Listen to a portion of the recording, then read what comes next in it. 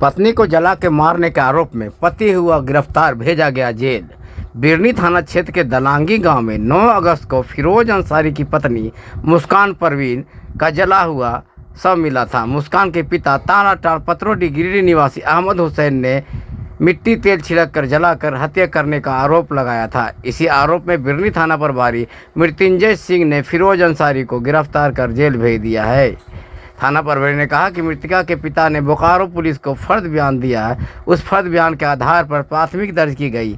दर्ज प्राथमिकी में आरोपी मृतक के पति को गिरफ्तार कर जेल भेज दिएगा। वहीं आरोपी के बहनोई का नाम नहीं है, इसलिए उसे पूछताछ कर छोड़ दिया गया है। कहा कि मामले का अनुसंधान किया जा रहा है और सभी आरोपियों को गिरफ्तार किया जाएगा।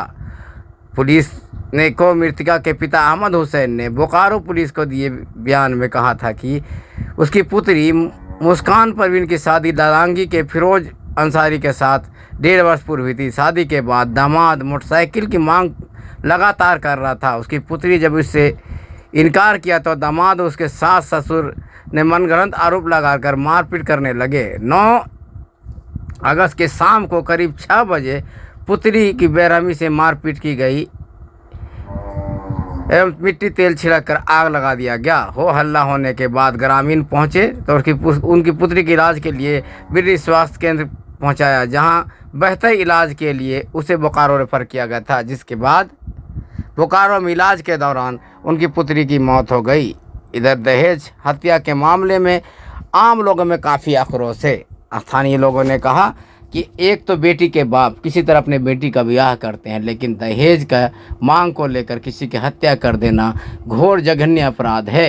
मृतका के पिता ने कहा कि मेरे बेटी के दामाद एवं उसके ससुराल वालों ने एक साजिश के तहत मेरी बेटी की हत्या की है।